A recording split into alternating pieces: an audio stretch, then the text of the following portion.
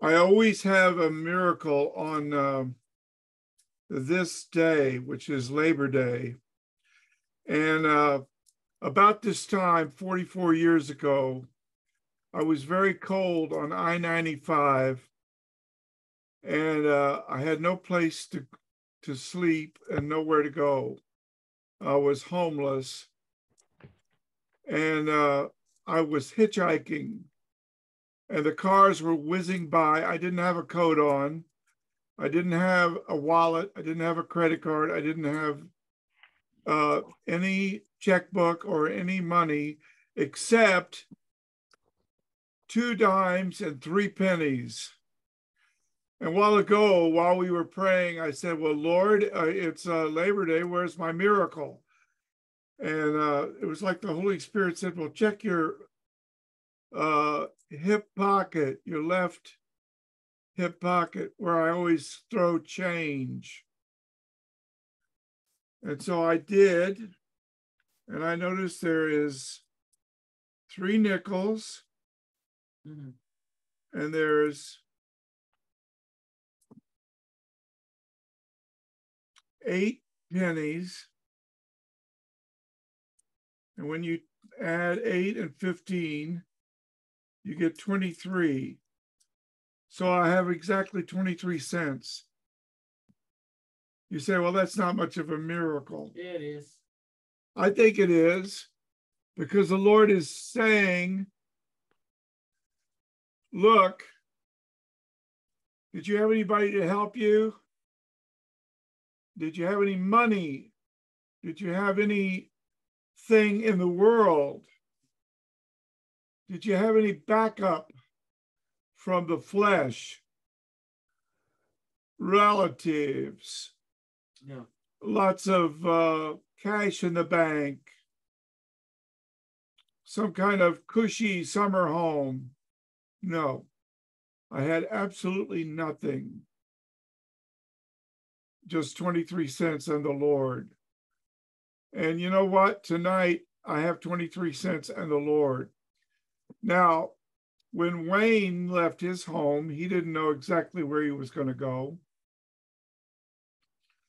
And many people have found themselves homeless because of their faith in the Lord and their situation with unbelievers.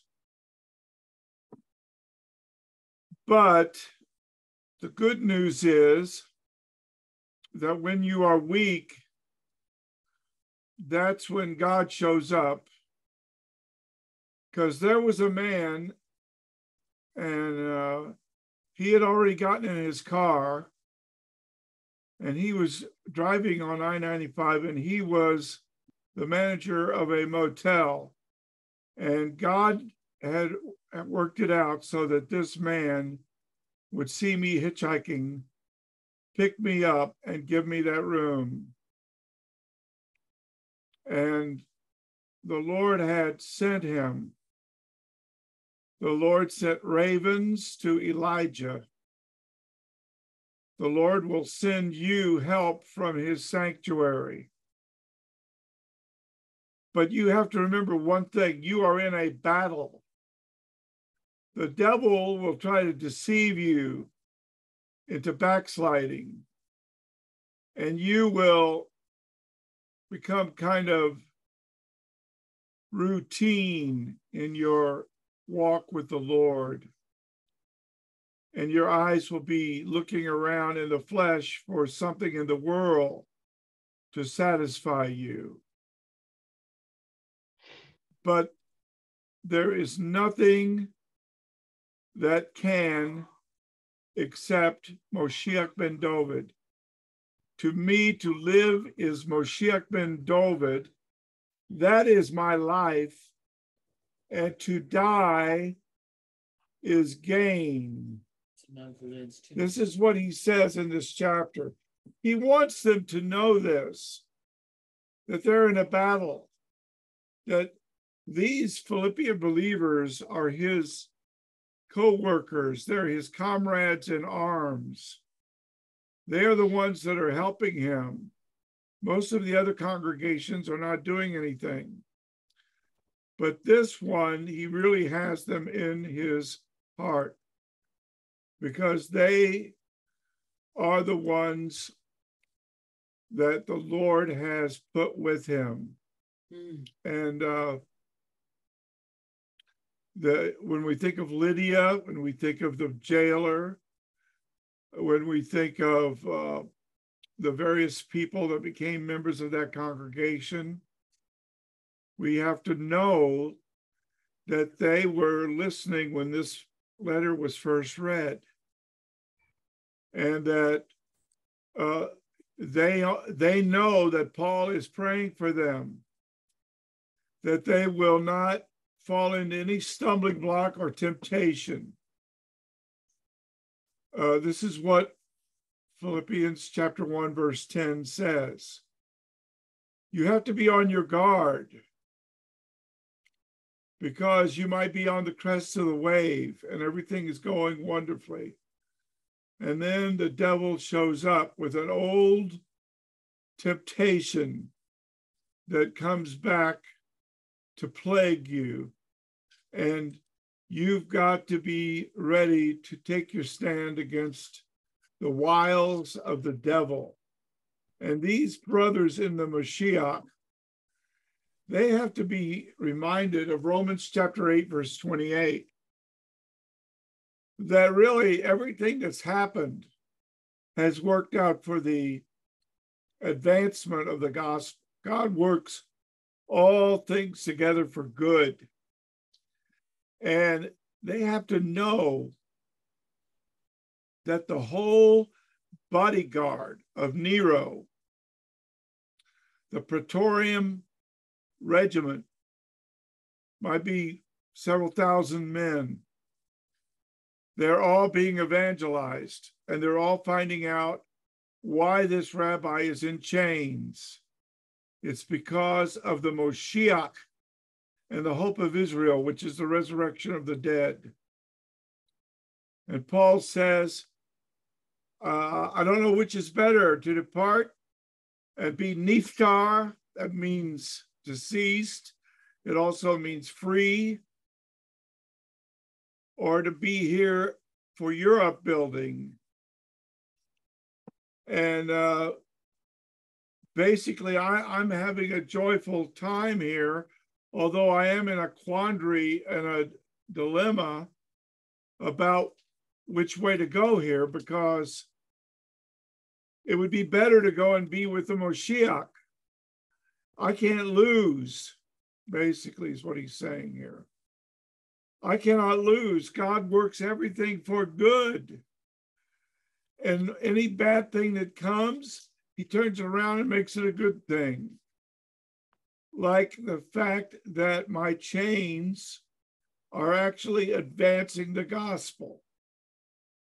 I'm evangelizing not just Felix and Festus and the governors of Caesarea, not just King Agrippa and Bernice. I'm now evangelizing the people around Nero. And it's because of Romans 8:28 that my chains have become a revelation. And notice this Yiddish word here, praetorium. This is not, we're not talking about a building here. We're talking about, you know how Putin has his own private army? Well, Augustus made sure that for his own protection, he brought a special regiment to Rome to protect him. And they became known as the Praetorian Guard. He's talking about people here. He's talking about, and you know, he mentions them not just here, but also at the end of the 4th chapter. He sends greetings from them. So perhaps some of them are already believers. But here's the wonderful thing. We can be encouraged and be fearless and unflinching because we know that God will work everything out. And even if things like bad things happen, he'll even make that good. I want you to know that on April the 10th, 1994, at 8 o'clock in the morning on a Sunday morning, that was not a happy day for me. I was really suffering from post-traumatic stress and everything else.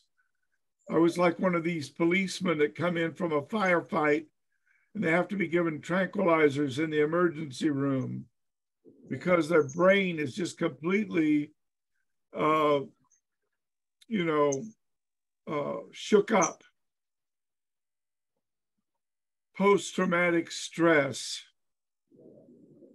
But God worked it for good, because when I was put in that trance, and the word trance occurs twice in the book of Acts. Peter falls into a trance and Paul falls into a trance. And in the trance, God speaks to them. And in the trance, God spoke to me and messed up the whole demonic attack coming from the people that were being terrorists trying to close down the congregation. And that particular video testimony has brought many subscribers to our YouTube channel, because that is an unusual Pentecostal testimony. And God worked it for good, because I don't think we would have 853 subscribers if that hadn't happened. So the worst thing that can happen to you, God can make it the best thing that ever happened to you. And he makes this point a couple of times in the first chapter of Philippians. And like, for instance, there are people trying to make it hard for him in jail, because here he is, the prisoner of Nero. He's appealed to Caesar as a Roman citizen. He's going to have a high-profile trial. There's a lot of attention on him. And they are trying to get even more attention by getting him in trouble, because they're preaching from the point of view of envy, jealous rivalry. But Paul says even that works for good, because more and more people are hearing the gospel, regardless of the motive of the preacher. So even that is a Romans 8:28 victory, where God turns something around. You see, your problem is you're likely to take your eyes off the Lord and put them on some man or something in this world and get yourself into a backslidden condition. But if you will keep your eyes on the victorious Messiah and on the God of Israel, who works all things together for good. Look at the Holocaust. Hitler thought he could destroy European Jewry. What did he do? He actually chased the Jews to Palestine to get away from him, and there they formed what became the resurrection of the modern nation of Israel. Yes. From a 2,000-year Golas in the diaspora. So God worked even the Holocaust for good. You say, well, that is a terrible thing to say. My grandfather died in the Holocaust. Well, I appreciate your sorrow and I extend my condolences, but I'm talking about the bigger picture here, which is that God is on the throne.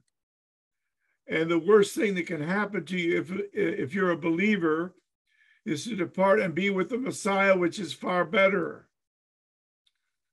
And so these people that want to commit suicide, I don't know what they're thinking. that God is going to say, well done, good and faithful self-murderer? I don't think so. It's better to let the Lord take you and let him say, well done, good and faithful servant. You say, well, that may be easier said than done. What if you have a very painful and horrible death? Well, if you do, you won't be the first believer who went through such a thing. And the thing is, Paul is saying about his own potential martyrdom that he knows that one way or the other, God is going to get a victory. And that's what I'm talking about. I'm talking about a victorious, sovereign God who works all things together for good. And this is why we have to conduct ourselves in a way worthy of the gospel, the Basuras Hakeolah. And this is why we have to do all things for the sake of Moshiach ben David. And notice this, some believers have forgotten about this. They talk about your best life now. Look at Philippians chapter 1, verse 29. Not only to believe in him, but also to suffer for him. This is what we must do. We have a twofold mandate. Believe, yes, but also suffer.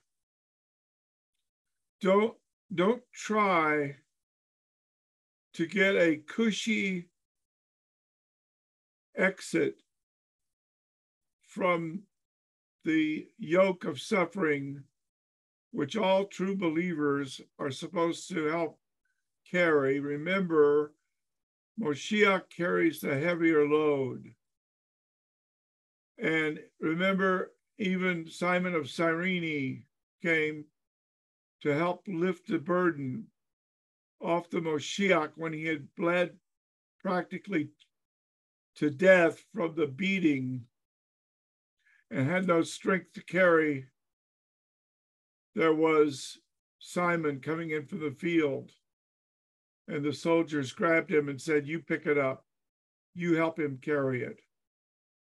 And the Lord will always help us carry whatever heavy load we have to carry. And on that particular night, 44 years ago, exactly to the minute, I was carrying a heavy load, but the Lord just reached down and checked me into a motel. And in the motel, there was a little business card. It was the Lord's calling card. I've used it in the homeless shelter so many times that it's almost worn out. It says, your wish will come true at the Wishing Well Motel. And that particular night, I was wishing for a film. And it did come true. The rabbi from Tarsus was made into a film. And it's on our YouTube channel. And the Lord has brought many people to that YouTube channel. And we're praying for 1,000 subscribers. So if you're watching this video, get a couple of your friends to subscribe and help us reach our goal. And know that on Labor Day weekend, God always does a miracle for the artists for Israel. Yeshua, come into my heart, forgive my sins, take control of my life. Thank you for the privilege of suffering for you if I've ever had to. And my sufferings are nothing compared to your sufferings and to the glory that will be revealed. And I pray, dear God, that we will fight the good fight and keep the faith and finish the race. And everybody said, amen.